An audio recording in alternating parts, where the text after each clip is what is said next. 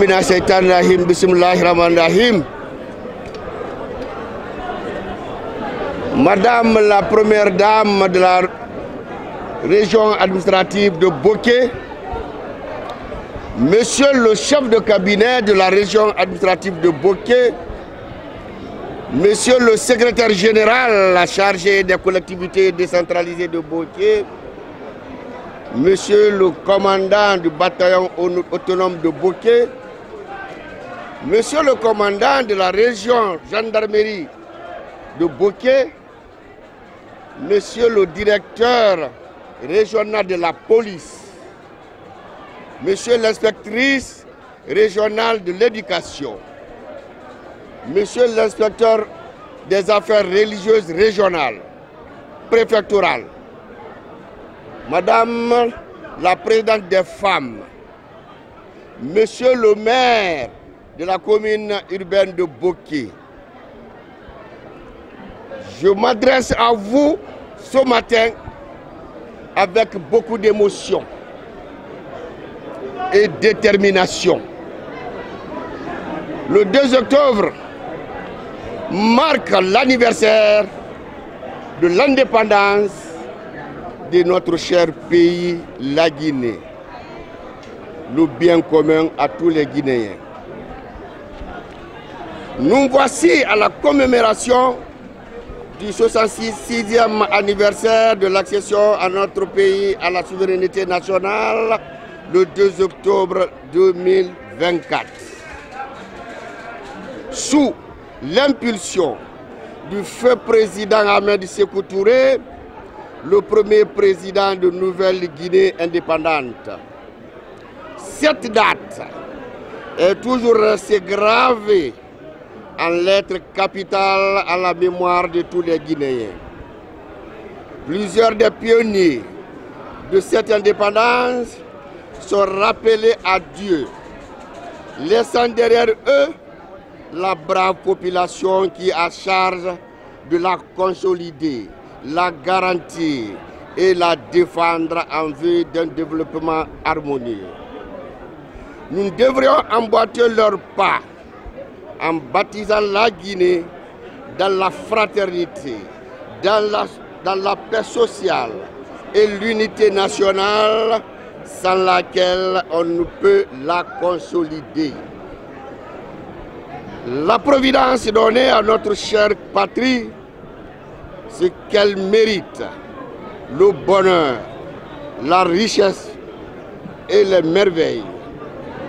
Notre hymne national magnifie éloquemment cette liberté acquise au lendemain de la colonisation dont nos parents en souffert.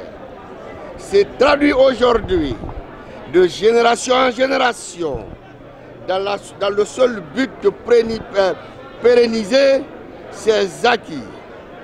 Il est plus facile d'accéder à l'indépendance que de la maintenir et la développer. Car le travail est le facteur culminant de développement et de croissance d'une nation.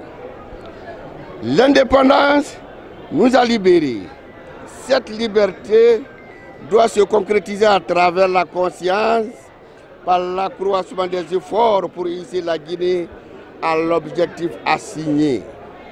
Nous sommes en ce jour en train de réussir nos ambitions en combattant farouchement l'ethnocentrisme, le régionalisme, le racisme, qui sont des fléaux d'empêchement de l'unité nationale, gage de l'évolution dans l'harmonie d'une nation. Sous la conduite de notre cher président de CNRD, président de la République, chef de l'État, commandant en chef des forces armées guinéennes, le général des corps d'armée, Alaha Mamadi Moneba Doumbouya. La date du 2 octobre est et demeure sacrée pour tous les Guinéens, car elle incarne la dignité nationale, et qui parle de nation, parle de toutes les ethnies qui la composent. Nous sommes aujourd'hui très fiers des populations massivement mobilisées pour magnifier leur patriotisme qui n'a de prix que dans cette consécration. Le 2 octobre 1958 a été la date de démarrage de la prise de conscience de tous les Guinéens et prise de liberté pour aboutir à un devenir radieux. La liberté que nous vivons depuis cette date est le droit à l'acquérir. Des droits n'est l'apanage d'aucune religion, aucune ethnie, encore moins de race, mais elle appartient au genre humain dont elle demeure le bien le plus précieux. Nous sommes dans l'obligation de cultiver le patriotisme, l'unité nationale, la quiétude sociale, la paix, dans la convivialité pour réussir à inculper de la jeunesse l'importance de cette fête commémorative et tous ses avantages pour qu'elle rayonne sans relâche au développement de notre nation parce qu'elle présente la relève très sûre au service du peuple de Guinée. Ensemble, baptisons la Guinée pour le mieux-être des populations et je vous remercie.